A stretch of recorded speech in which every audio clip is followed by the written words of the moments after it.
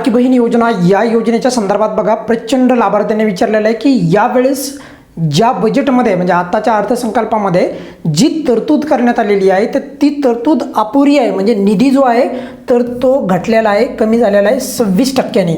पण त्याचे दुर्गामी परिणाम पण होणार आहेत. असं नाही की निधीमध्ये कमतरता आली म्हणजे याचा अर्थ त्याचा काही परिणाम होणार नाही, त्याचे परिणाम पण होणार आहेत. परंतु यामधून सर्व लाभार्थ्यांना परत मी एकदा विनंती करतो आहे की तुम्ही कोणत्याही चुका करू नका. जसं की बघा बरेचशा लाभार्थी जे आहेत त्यांचे एखाद्या बँकेमध्ये जर का पैसे येत असतील तर विनाकारण बँक खाते बदलतात.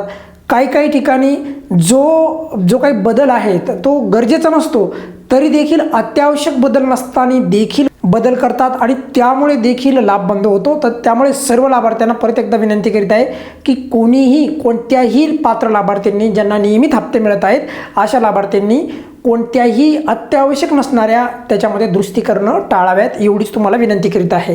कारण एकदा लाभ बंद झाला तर मग परत लाभ चालू करणे अवघड होतं बघा. आणि आता तर निधीची तरतूद जी आहे ती अपुरी आहे. खरं तर माझ्या मते सरकारने निधी वाढवायला पाहिजे. आणि त्याहीपेक्षा महत्त्वाचं म्हणजे बाकी ठिकाणी जर आपण पाहिलं म्हणजे खास करून तुम्हाला सांगतो आहे मध्य प्रदेशमध्ये तिथे 250 रुपयांनी जे आहे लाडकी बहीण योजनेचा लाभ वाढवण्यात आला. पहिला 1000 रुपये होता, नंतर 1250 झाला, त्यानंतर 1500 झाला. मग आपल्या इथं काय प्रॉब्लेम आहे, आपल्या इथं 1500 रुपये जो लाभ मिळतो प्रति महिना याला जर 250 रुपयांनी जर वाढवत नेलं तर प्रति महिना तर हा लाभ पण वाढेल. म्हणजे एक वेळेस 1750 होईल, त्याच्यानंतर मग 2000 होईल. अशा प्रकारे टप्प्याटप्प्याने लाभ वाढवा ना.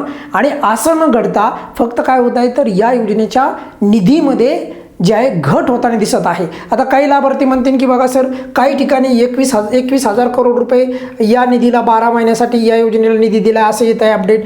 काही ठिकाणी 26,500 करोड रुपये 12 महिन्यासाठी निधी दिलेला आहे अशी अपडेट येत आहे.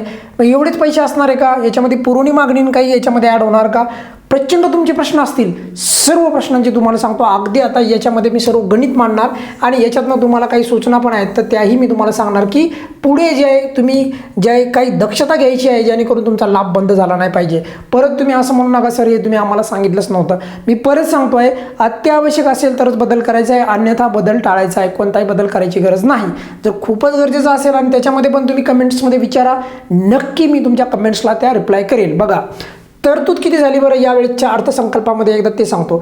26,500 करोड झाली का 21,000 करोड झाली, तर उत्तर आहे 26,500 करोड. आता याच्यामध्ये काही लाभार्थी म्हणतात सर तुम्ही तर म्हणले 21,000 करोड झाली, तर मग त्याच्यामध्ये काय, आता बघा तेच सविस्तर तुमच्या पुढे आता गणित मांडणार आहे. अगदी मला असं वाटलं की बऱ्याचशा लाभार्थ्यांना जे आहे याची आवश्यकता नाही पडणार, पण प्रचंड ठिकाणी वेगवेगळ्या कमेंट्स आहेत, संभ्रम आहे की नेमके किती पैसे मंजूर झाले वगैरे वगैरे. बघा जनरल कॅटेगरी 3 वेगवेगळ्या कॅटेगरीमध्ये लाडकी बहीण योजनेसाठी निधी जो आहे वर्गीकृत करण्यात येतो आणि तोच निधी लाडकी बहीण योजनेसाठी वापरला जातो. त्याच्यामध्ये जनरल कॅटेगरीमध्ये 21,000 करोड रुपये मिळालेत, लाडकी बहीण योजनेसाठीच वापरले जाणार. SC कॅटेगरीमध्ये जे आहे 3,000 करोड रुपये मिळालेत, लाडकी बहीण योजनेसाठी वापरला जाणार हा पण निधी. 2500 करोड सॉरी हे 3,000 नाही 2500 करोड हे देखील लाडकी बहीण योजनेसाठी वापरलेले आहेत, ST कॅटेगरीसाठी मिळालेले आहेत. मग हे सर्व आकडे जर आपण जोडले बघा आता हे 5 म्हणजे हे 500 झाले बरोबर, त्यानंतर 1 आणि 3 4 आणि खालचे 2 म्हणजे 6 आणि 2 ला 2 म्हणजे 26,500 करोड एवढा निधी जो आहे सध्या मंजूर करण्यात आलेला आहे. कोणत्या योजनेसाठी, लाडकी बहीण योजनेसाठी. म्हणजे 21,000 करोड हा निवड जनरल कॅटेगरीसाठी होता. सर्व गणित मांडवले मी तुमच्या पुढे म्हणजे तुम्हाला कोणत्याही प्रकारचा डाऊट नसायला पाहिजे. आता याच्यामधून काही लाभार्थी असं म्हणतील मग निधी नेमका किती कमी पडला आहे. गेल्या वेळेस 36,000 करोड रुपये 12 महिन्यासाठी आपले सर्वांचे लाडके अर्थमंत्री अजितदादा पवार यांनी मंजूर केला होता, 12 महिन्यासाठी सांगतोय मी. पण यावेळेस मात्र तीच रक्कम जी आहे 26,500 कोटी रुपयावर आलेली आहे. म्हणजे मग जर आपण ढोबळमानाने जर आकडा काढला तर 9,500 करोड रुपये म्हणजे एकूण 26% कपात झालेली आहे. किती टक्के, 26% कपात झालेली. म्हणजे निधी हा कितीनं घटला आहे परत सांगतो आहे 9,500 9,500 करोड रुपयाचा निधी यावेळेस कमी आहे. याचा संकेत काय आहे, याचा संकेत हा आहे की येणाऱ्या वेळेमध्ये लाडकी बहीण योजनेची संख्या कमी होणार आहे. कारण की बजेट तेवढं नाही आहे त्यामुळे त्यांची संख्या कमी होणार आहे. खरं तर अजून ज्या पात्र लाभार्थी आहेत त्यांना ही फॉर्म भरण्याची संधी सरकारने द्यायला पाहिजे.